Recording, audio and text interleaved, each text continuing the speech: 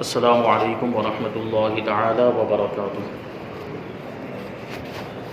نحمده ونصلي ونسلم على رسوله الكريم اما بعد فاعوذ بالله من الشیطان الرجیم بسم اللہ الرحمن الرحیم ان اللہ وملائکته یصلون علی النبی یا ایھا الذین آمنوا صلوا علیہ وسلموا تسلیما اللهم صل على سيدنا ومولانا محمد معدن الجود والكرم وآلہ الکرام وابنہ الکریم وبارک وسلم صلاۃ وسلاما علیک یا رسول اللہ صلی اللہ تعالی علیہ وسلم۔ عزیزان ملت اسلامیہ، گزشتہ اتوار کو ہم نے سماعت کیا ملک عرب کے بارے میں، مکہ مدینہ کے بارے میں، اور حضرت اسماعیل علیہ السلام کی اولاد کے بارے میں، اور خاص طور پر سیرت نبوی صلی اللہ علیہ وسلم کو پڑھنے اور سننے کا طریقہ اور اس کے آداب بھی بیان کیے گئے۔ آج یہاں سے انشاءاللہ تبارک و تعالی ہم حضور اقدس صلی اللہ علیہ وسلم کی مکی زندگی کی شروعات کرتے ہیں۔ نبی پاک صلی اللہ علیہ وسلم مکہ مکرمہ میں پیدا ہوئے، پھر ایک عرصے تک آپ مکہ مکرمہ میں رہے، تو مکہ مکرمہ میں کیسے کیسے واقعات پیش آئے اور کیا حالات تھے، وہ انشاءاللہ تبارک و تعالی یہاں سے بیان کیے جائیں گے۔ سب سے پہلے حضور اقدس صلی اللہ علیہ وسلم کے خاندانی حالات، آپ کا نسب نامہ کا مطلب یہ ہوتا ہے کہ کس کو نسبت حاصل ہے کس سے۔ نسب مطلب نسبت ہونا، یعنی کون کس کا باپ ہے، پھر اس کے باپ کا باپ کون ہے، اور پھر دادا کا باپ کون ہے، یہ پورا جو سلسلہ ہوتا ہے اس کو نسب کہا جاتا ہے۔ عام طور پر ہمارے عجم میں، یعنی ہندوستان اور عرب کے علاوہ جو دوسرے ملک ہیں، ہمارے نسب محفوظ نہیں۔ ہم کو زیادہ سے زیادہ ہمارے دادا کا پردادا کا نام معلوم ہوگا، لیکن اس کے آگے ہمیں ہمارا نسب معلوم نہیں۔ لیکن عرب کا معاملہ یہ تھا، اہل عرب آج بھی اپنے نسب کو محفوظ رکھتے ہیں، اور اس زمانے میں تو بہت زیادہ اس کا اہتمام کیا جاتا تھا کہ وہ نسب پیڑھی در پیڑھی، نسل در نسل اپنے نسب کو یاد رکھتے تھے اور اس کو محفوظ رکھا کرتے تھے۔ اور صرف انسانوں ہی کا نہیں بلکہ جانوروں کے نسب کی بھی وہ لوگ حفاظت کرتے تھے۔ جانوروں کے، گھوڑوں کے، اونٹوں کے نسب کو وہ لوگ محفوظ کرتے تھے۔ یہ ان کی ذہانت کا معاملہ تھا۔ تو اللہ کے رسول صلی اللہ علیہ وسلم کا نسب نامہ،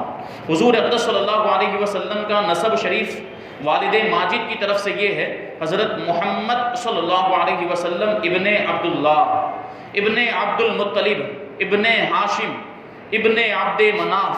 ابن قصی، ابن کلاب، ابن مرہ، ابن کعب، ابن لوئی، ابن غالب، ابن فہر بن مالک بن نضر بن کنانہ بن خزیمہ بن مدرکہ بن الیاس بن مدر بن نزار بن معد بن عدنان۔ یہ حضور اقدس صلی اللہ علیہ وسلم کا والد ماجد کی طرف سے جو نسب نامہ ہے۔ آپ کے والد ماجد حضرت عبداللہ، پھر ان کے بعد حضرت عبد المطلب، اس طرح اوپر تک عدنان تک یہ نسب نامہ بیان کیا جاتا ہے۔ اس کے بعد والدہ ماجدہ کی طرف سے حضور اقدس صلی اللہ علیہ وسلم کا شجرہ نسب یہ ہے، حضرت محمد صلی اللہ علیہ وسلم بن آمینہ بنت وہب بن عبد مناف بن زہرہ بن کلاب بن مرہ۔ اب یہاں تک بیان کیا جاتا ہے کیونکہ مرہ کا ذکر اوپر آپ کے والد ماجد کی طرف سے جو آپ کا شجرہ نسب ہے اس میں مرہ کا نام آتا ہے، تو مرہ سے حضرت آمنہ کا اور آپ کے والد ماجد حضرت عبداللہ رضی اللہ تعالیٰ عنہ دونوں کا نسب مل جاتا ہے۔ پھر وہاں سے آگے بالکل سیم دونوں کا نسب نامہ ہے۔ حضور علیہ الصلوۃ والسلام کے والدین کا نسب نامہ کلاب بن مرہ پر مل جاتا ہے، اور آگے چل کر دونوں سلسلے ایک ہو جاتے ہیں۔ عدنان تک آپ کا نسب نامہ صحیح سندوں کے ساتھ باتفاق مورخین ثابت ہے، یعنی کتابوں کے اندر صحیح طور پر بڑی جو ہے کہ صحت کے ساتھ اس کو بیان کیا گیا۔ اس کے بعد کے ناموں میں بہت کچھ اختلاف ہیں، یعنی عدنان کے اوپر جو نام ہے اس میں کچھ آگے پیچھے ہے، اور اختلافات بھی ہیں کہ یہ نام ہے یا دوسرا کوئی نام ہے، اس طرح کے اختلافات ہیں۔ ورنہ تو حضور اقدس صلی اللہ علیہ وسلم کا جو نسب نامہ ہے حضرت آدم علیہ السلام تک بھی بیان کیا جاتا ہے، اس کے تغرے بھی ملتے ہیں، ہم نے دیکھے ہوں گے۔ حضرت آدم علیہ السلام تک حضور صلی اللہ علیہ وسلم کا نسب نامہ جو وہ لکھا ہوا رہتا ہے، لیکن حضرت عدنان تک جو نسب نامہ ہے وہ بالکل متفق علیہ ہے، سب کا اتفاق ہے، اس میں کسی کا کوئی اختلاف نہیں۔ اس کے بعد جو ہے کہ ناموں میں کچھ اختلاف ہے۔ تو یہ بات ہے۔ اور حضور صلی اللہ علیہ وسلم جب بھی اپنا نسب بیان فرماتے تھے تو عدنان ہی تک ذکر فرماتے تھے، حضرت عدنان تک اپنا نسب نامہ بیان کرتے تھے۔ مگر اس پر تمام مورخین کا اتفاق ہے کہ عدنان حضرت اسماعیل علیہ السلام کی اولاد میں سے ہے، اور حضرت اسماعیل علیہ السلام حضرت ابراہیم خلیل اللہ علیہ السلام کے فرزند ارجمند ہے۔ یہ بات پہلے بیان کی جا چکی ہے۔ خاندانی شرافت، حضور صلی اللہ علیہ وسلم کو کیسی اللہ تبارک و تعالیٰ نے خاندانی شرافت، خاندانی فضیلت اور خاندانی بزرگی عطا فرمائی تھی، اور خاندانی رفعت کیسی تھی آپ سماعت کریں۔ حضور اکرم صلی اللہ علیہ وسلم کا خاندان و نسب نجابت و شرافت میں تمام دنیا کے خاندانوں سے اشرف و اعلیٰ ہے، کیونکہ حضور اقدس صلی اللہ علیہ وسلم کی ذات سب سے زیادہ فضیلت رکھتی ہے دنیا میں، پوری کائنات کے اندر، تو پھر آپ کا خاندان بھی ایسا ہونا چاہیے، خاندان بھی ایسا ہونا چاہیے جو سارے خاندانوں میں سب سے افضل و اعلیٰ ہو۔ تو اسی وجہ سے اللہ تبارک و تعالیٰ نے آپ کو ایسے خاندان میں پیدا فرمایا جو سارے خاندانوں سے اشرف و اعلیٰ ہے، اور یہ وہ حقیقت ہے کہ آپ کے بدترین دشمن کفار مکہ بھی کبھی اس کا انکار نہ کر سکے۔ وہ بھی اس بات کو مانتے تھے کہ آپ کا خاندان جو ہے وہ بہت بڑی فضیلت والا خاندان ہے۔ چنانچہ حضرت ابو سفیان جب وہ کفر کی حالت میں تھے، جب ایمان نہیں لائے تھے، بادشاہ روم ہرقل کے بھرے دربار میں اس حقیقت کا اقرار کیا تھا حضرت ابو سفیان نے کہ هو فینا ذو نسب، یعنی نبی صلی اللہ علیہ وسلم ہمارے درمیان عالی خاندان یعنی اونچے خاندان والے۔ تو اس وقت حضرت ابو سفیان ایمان نہیں لائے تھے، لیکن اس کے باوجود حضرت ابو سفیان نے اس بات کا اعتراف کیا کہ ان کا جو خاندان ہے، ہمارے آقا کا جو خاندان ہے، وہ یقیناً بہت شرافت والا ہے اور بڑی فضیلت والا خاندان، حالانکہ اس وقت وہ آپ کے بدترین دشمن تھے حضرت ابو سفیان، اور چاہتے تھے کہ اگر ذرا بھی کوئی گنجائش ملے تو آپ کی ذات پاک پر کوئی عیب لگا کر بادشاہ روم کی نظروں میں آپ کا وقار گرا دیں، آپ کی عزت کم کر دیں۔ وہ یہ کوشش کر سکتے تھے، جھوٹ بھی بول سکتے تھے، لیکن یہ چیز اتنی مشہور تھی، اللہ کے رسول صلی اللہ علیہ وسلم کا جو خاندان، آپ کی شرافت اور آپ کے خاندان کی جو فضیلت تھی وہ اتنی مشہور تھی کہ وہ انکار کر ہی نہیں سکتے تھے، تو ان کو مجبوری میں اعتراف کرنا پڑا۔ مسلم شریف کی روایت ہے کہ اللہ تعالیٰ نے حضرت اسماعیل علیہ السلام کی اولاد میں سے کنانہ کو برگزیدہ بنایا، یعنی فضیلتیں عطا فرمائی، اور کنانہ میں سے قریش کو چنا، اور قریش میں سے بنی ہاشم کو منتخب فرمایا، یعنی حضرت ہاشم رضی اللہ تعالیٰ عنہ کی اولاد کو منتخب فرمایا، اور بنو ہاشم میں سے مجھ کو چن لیا، یعنی نبوت و رسالت کے لیے، پورے کائنات کی سرداری عطا فرمانے کے لیے اللہ تبارک و تعالیٰ نے قریش میں سے ہمارے نبی صلی اللہ علیہ وسلم کو چن لیا۔ قریش میں سے پہلے بنو ہاشم کو چنا، اور پھر بنو ہاشم میں سے اللہ تبارک و تعالیٰ نے ہمارے نبی کو چن لیا، کیونکہ حضرت ہاشم کے بیٹے حضرت عبد المطلب، اور حضرت عبد المطلب کے بیٹے حضرت عبداللہ، اور حضرت عبداللہ کے جو بیٹے ہیں وہ ہمارے آقا حضور رحمت عالم صلی اللہ علیہ وسلم۔ بہرحال یہ ایک مسلمہ حقیقت ہے کہ لہ النسب العالی فلیس کمثلہ حسیب نصیب منعم متکرم، یعنی حضور انور صلی اللہ علیہ وسلم کا خاندان اس قدر بلند مرتبہ ہے کہ کوئی بھی حسب و نسب والا، بڑے بڑے خاندان والے اور نعمت و بزرگی والے آپ کے مثل نہیں ہو سکتے، ایسے خاندان کی آپ کو شرافت عطا کی گئی تھی۔ اب آپ کا جو تعلق ہے وہ قریش سے ہے، آپ قریشی ہیں، اور یہ جو قریشی ہے، جو آج ہم اپنے عرف میں جن لوگوں کو قریشی کہتے ہیں، کسائیوں کو یا کھاٹکی کو قریشی کہتے ہیں، یہ وہ قریشی نہیں، یہ خاندان قریش سے تعلق رکھنے والوں کو قریشی اور قریش کہا جاتا ہے۔ حضور اقدس صلی اللہ علیہ وسلم کے خاندان نبوت میں سبھی حضرات اپنی گوناگوں خصوصیات کی وجہ سے بڑے نامی گرامی، بڑے مشہور و معروف ہیں، مگر چند ہستیاں ایسی ہیں جو آسمان فضل و کمال پر چاند تارے بن کے چمکے ہیں۔ ان با کمال ہستیوں میں سے فہر بن مالک بھی ہیں، ان کا لقب قریش تھا، اسی وجہ سے اس خاندان کو قریش کہا جاتا ہے، اور ان کی اولاد کو قریشی یا قریش کہا جاتا ہے، اور ان کی اولاد قریشی یا قریش کہلاتی ہیں۔ فہر بن مالک قریش اس لیے کہلاتے ہیں کہ قریش ایک سمندری جانور کا نام ہے جو بہت ہی طاقتور ہوتا ہے اور سمندری جانوروں کو کھا ڈالتا ہے، ایسا یہ جانور ہوتا ہے سمندری جانور، اور یہ تمام جانوروں پر ہمیشہ غالب ہی رہتا ہے، کبھی مغلوب نہیں ہوتا، کبھی ہارتا نہیں ہے۔ چونکہ فہر بن مالک اپنی شجاعت اور بہادری اور خدا داد طاقت کی وجہ سے تمام قبائل عرب پر غالب تھے، اس لیے تمام اہل عرب ان کو قریش کے لقب سے پکارنے لگے۔ چنانچہ اس بارے میں شمرخ بن عمرو حمیری کا شعر بہت مشہور ہے کہ وَقُرَيْشٌ هِيَ الَّتِي تَسْكُنُ الْبَحْرَ بِهَا سُمِّيَتْ قُرَيْشٌ قُرَيْشًا، کہ یعنی قریش ایک جانور ہے جو سمندر میں رہتا ہے اور اسی کے نام پر قبیلہ قریش کا نام قریش رکھا گیا۔ یہ فہر بن مالک کا نام تھا، ان کا لقب تھا قریش، اور ان کی اولاد کو پھر بعد میں قریش کہا جانے لگا۔ اللہ کے رسول صلی اللہ علیہ وسلم اسی خاندان میں تشریف لائے۔ حضور اقدس صلی اللہ علیہ وسلم کے ماں باپ دونوں کا سلسلہ نسب فہر بن مالک سے ملتا ہے، اس لیے حضور اقدس صلی اللہ علیہ وسلم اپنے ماں باپ دونوں کی طرف سے قریشی ہیں۔ حضور اقدس صلی اللہ علیہ وسلم کے پردادا ہاشم بڑی شان و شوکت کے مالک تھے، ان کا اصلی نام عمرو تھا، انتہائی بہادر، بے حد سخی یعنی سخاوت کرنے والے اور اعلیٰ درجے کے مہمان نواز تھے۔ ایک سال عرب میں بہت سخت قحط پڑ گیا، یعنی بارش نہیں ہوئی اور لوگ دانے دانے کے محتاج ہو گئے، تو یہ یعنی حضرت ہاشم ملک شام سے خشک روٹیاں خرید کر حج کے دنوں میں مکہ مکرمہ پہنچے اور روٹیوں کا چورا کر کے اونٹ کے گوشت کے شوربے میں سرید بنا کر تمام حاجیوں کو خوب پیٹ بھر کے کھلایا۔ سرید کا مطلب یہ ہوتا ہے کہ روٹی کو چورا کر کے، روٹی کے چھوٹے چھوٹے ٹکڑے کر کے اس میں شوربہ سالن وغیرہ ملا دیا جائے، پھر اس کو اچھی طرح مکس کر کے اس کو کھایا جائے، تو اس کو کہتے ہیں سرید۔ تو حضرت ہاشم نے بھی ویسا ہی کیا، ملک شام سے روٹیاں خرید کر لائے تھے، سوکھی روٹیاں، پھر یہاں اونٹ کا گوشت تیار کیا، اس کا سالن تیار کیا، اس میں روٹی کا چورا کر کے اس روٹی کو ملایا اور پھر جتنے بھی حاجی مکہ مکرمہ میں آئے ہوئے تھے سب کو خوب پیٹ بھر کے وہ روٹیاں کھلائیں۔ اس دن سے لوگ ان کو ہاشم یعنی روٹیوں کا چورا کرنے والا کہنے لگ گئے، کیونکہ ہاشم کا مطلب یہ ہوتا ہے روٹیوں کا چورا کرنے والا۔ تو آپ کا نام تو عمرو تھا، لیکن آپ کا جو نام ہاشم ہے یہ اس واقعے کے بعد سے ہوا ہے۔ ہاشم مطلب روٹیوں کا چورا کرنے والا، اور چونکہ یہ عبد مناف کے سب لڑکوں میں بڑے اور باصلاحیت تھے، اس لیے عبد مناف کے بعد کعبہ کے متولی اور سجادہ نشین ہوئے حضرت ہاشم۔ بہت حسین اور خوبصورت اور وجیح تھے۔ جب سن شعور کو پہنچے، جب ہوشیاری کی عمر کو پہنچے، تو ان کی شادی مدینے میں قبیلہ خزرج کے ایک سردار عمرو کی صاحبزادی سے ہوئی۔ مدینہ منورہ میں پہلے ہی سے حضور اقدس صلی اللہ علیہ وسلم کی رشتہ داری تھی، یعنی حضرت ہاشم کا سسرال مدینہ منورہ ہے، جبکہ اللہ کے رسول صلی اللہ علیہ وسلم ابھی دنیا میں تشریف نہیں لائے تھے اور نہ ہی مدینہ منورہ کی طرف ابھی ہجرت ہوئی تھی، لیکن جو رشتہ داری ہے اور جو نسبت ہے یہ پہلے ہی سے تھی۔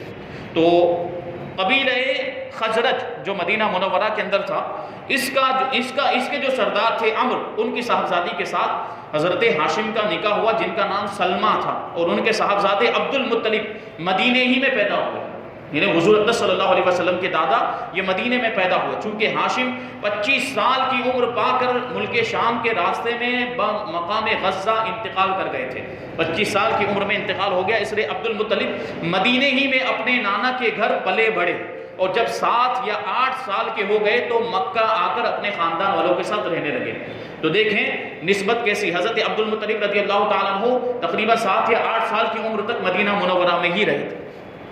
حضور اقدس صلی اللہ علیہ وسلم کے دادا عبد المطلب کا اصلی نام شیبہ ہے۔ یہ بڑے ہی نیک نفس اور عابد و زاہد، عبادت گزار اللہ کے بندے تھے۔ غار حرا میں کھانا پانی ساتھ لے کر جاتے اور کئی دنوں تک لگاتار خدا کی عبادت میں مصروف رہتے۔ رمضان شریف کے مہینے میں اکثر غار حرا میں اعتکاف کیا کرتے تھے اور خدا کے دھیان میں گوشہ نشین رہا کرتے تھے۔ رسول اللہ صلی اللہ علیہ وسلم کا نور نبوت ان کی پیشانی میں چمکتا تھا اور ان کے بدن سے مشک کی خوشبو آیا کرتی تھی۔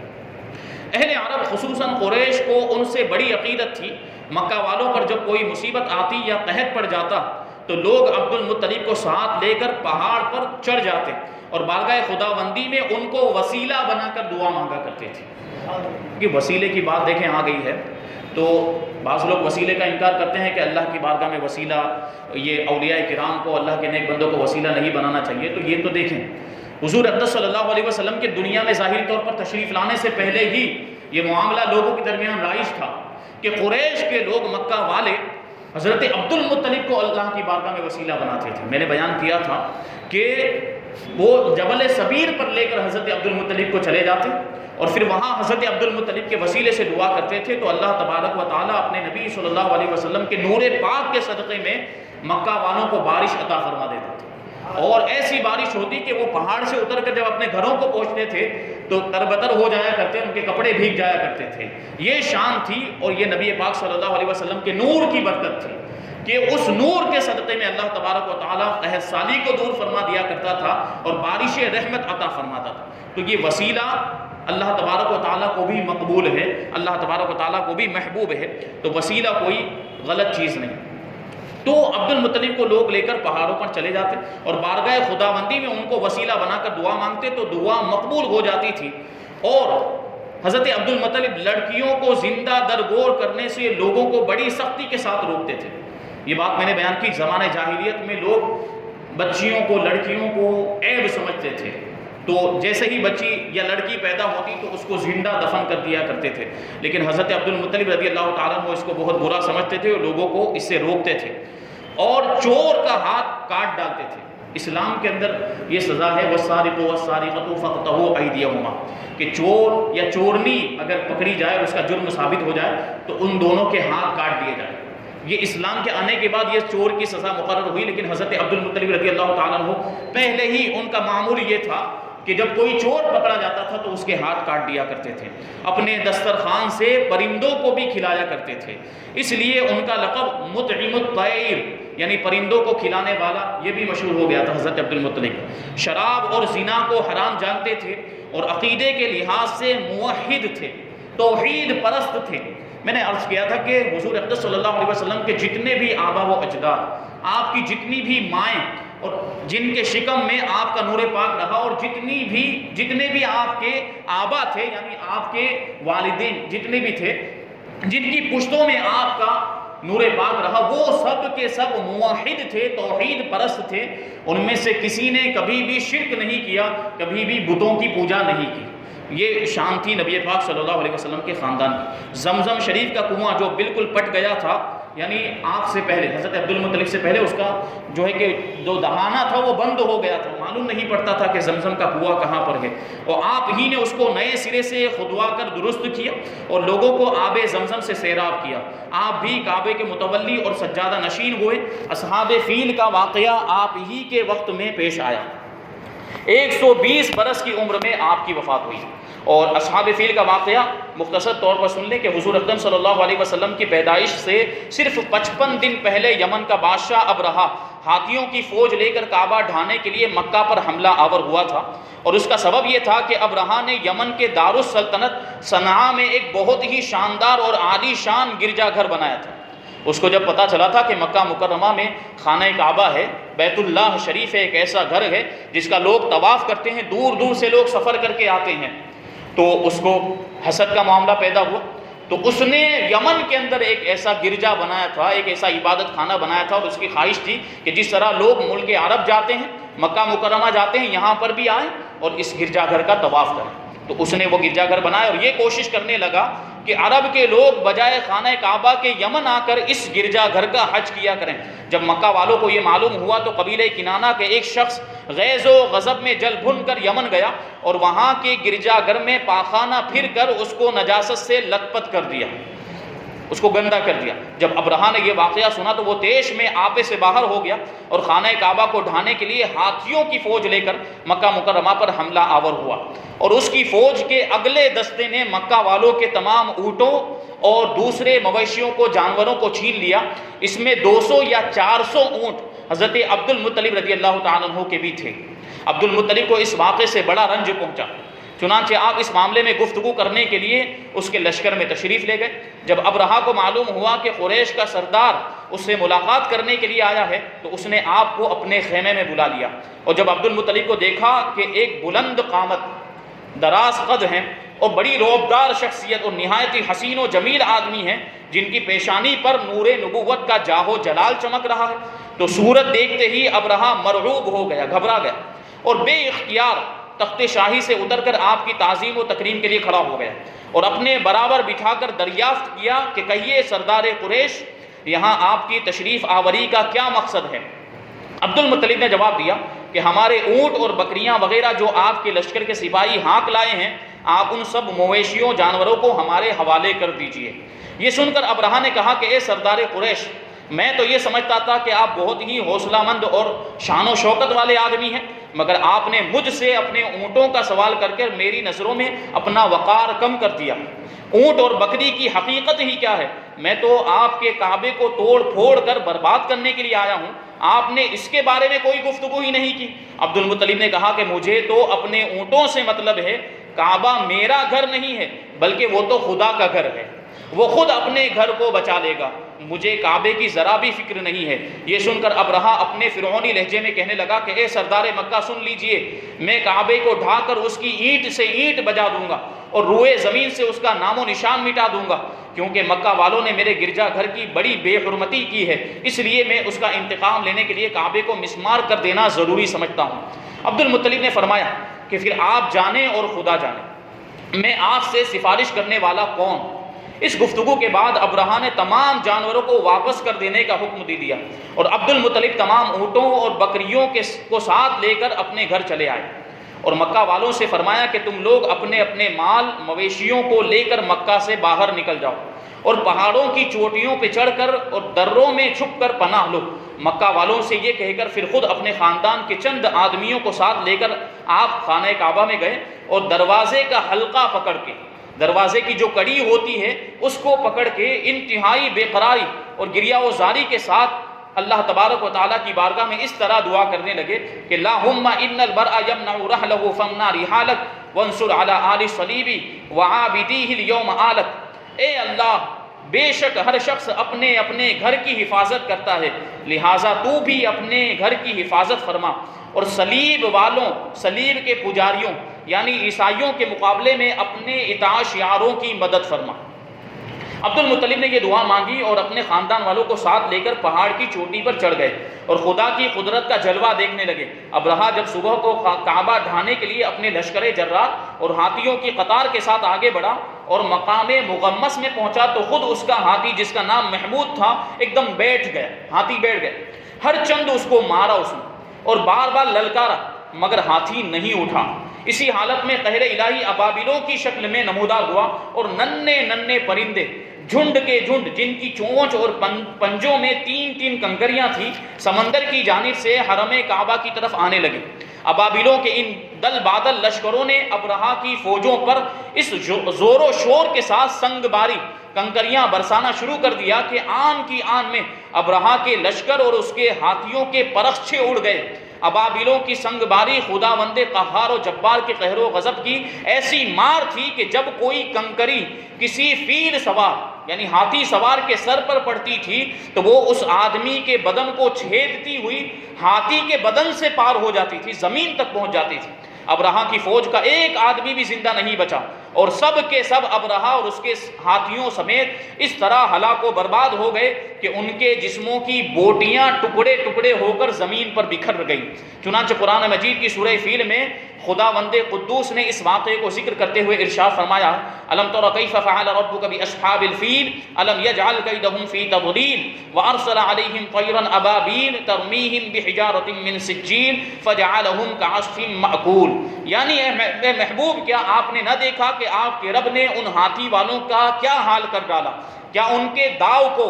ان کی ترکیب کو تباہی میں نہ ڈالا اور ان پر پرندوں کی ٹکڑیاں بھیجی تاکہ انہیں کنکر کے پتھر سے مارے تو انہیں چبائے ہوئے بھس جیسا بنا دیا کہ جو جانور کھانے کے بعد جو چارہ جو گھاس پھوس چھوڑ دیتے ہیں وہ کیسا بکھرا ہوا پڑا رہتا ہے، بالکل ان کی کیفیت، ان کی لاشیں، ان کے جسم کی بوٹیاں اس طریقے سے پڑی ہوئی تھیں۔ جب ابرہہ اور اس کے لشکروں کا یہ انجام ہوا تو عبد المطلب پہاڑ سے نیچے اترے اور خدا کا شکر ادا کیا۔ ان کی اس کرامت کا دور دور تک چرچا ہو گیا اور تمام اہل عرب ان کو ایک خدا رسیدہ بزرگ کی حیثیت سے قابل احترام سمجھنے لگے۔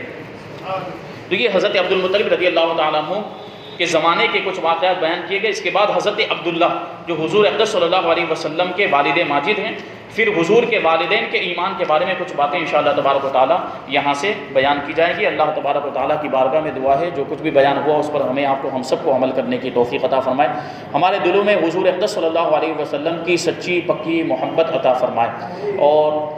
حضور صلی اللہ علیہ وسلم کے نقش قدم پر چلتے ہوئے شریعت مصطفیٰ پر عمل کرنے کی توفیق عطا فرمائے۔ وما علینا الا البلاغ۔